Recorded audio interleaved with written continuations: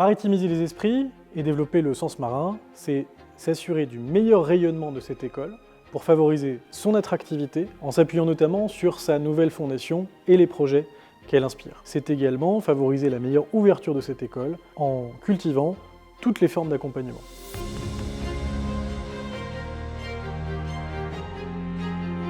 Maritimiser les esprits et développer le sens marin s'appuie notamment sur développer l'attractivité des métiers de la marine marchande, mais aussi de promouvoir en fait, les formations de l'ENSM. Actuellement, on se rend compte qu'il y a une méconnaissance des métiers de la marine marchande sur différents territoires. Notre objectif à atteindre, c'est de donner envie aux 14-20 ans de rejoindre l'UNSM. Nous avons mis en place une stratégie de communication externe. Notre objectif, c'est d'envoyer toute notre communauté ENSM, qui est composée d'étudiants, de diplômés, mais aussi de collaborateurs, d'enseignants et toute autre partie prenante interne à l'école, de rejoindre des lycées ou des collèges sur le territoire national et en Outre-mer, et de promouvoir donc, les métiers auprès de ces jeunes qui n'ont pas forcément connaissance de nos formations, des débouchés et de tout l'environnement maritime. Nous devons, à horizon 2027, doubler les effectifs de diplômés. Nous pouvons nous appuyer justement sur la fondation qui nous permet de mettre en œuvre ce plan d'action et de travailler main dans la main pour faire rayonner les métiers de la marine marchande.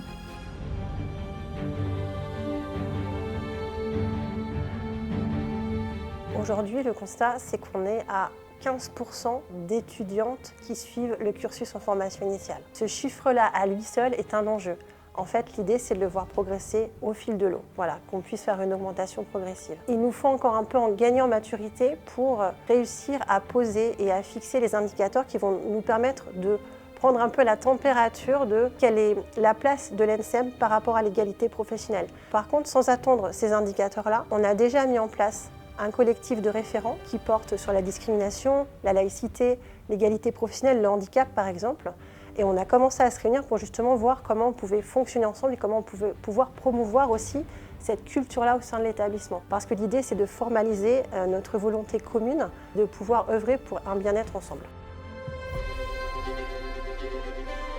À l'issue du Fontenoy du Maritime, il a été demandé à l'École nationale supérieure maritime de développer ses ressources propres. C'est ainsi qu'une fondation a été créée en 2023 et elle travaille aujourd'hui autour de différents grands projets. Je vous en cite deux parmi les 5 qui ont été définis par le conseil de gestion, présidé par Colombo Monnier.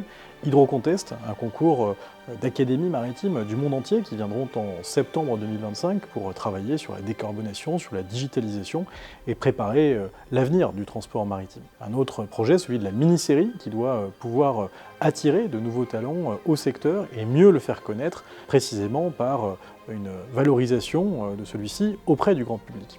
Nous avons également des dynamiques plus larges, celles des équipages promotionnels qui iront dans les collèges, dans les lycées pour promouvoir la marine marchande ou l'ingénierie en génie maritime. Pour cela, nous avons besoin de vous, nous avons besoin de dons individuels, de dons des entreprises, des armateurs. Je rappelle que ces dons sont défiscalisables pour aboutir à un budget annuel d'1,5 million d'euros pour la fondation de l'ENSM.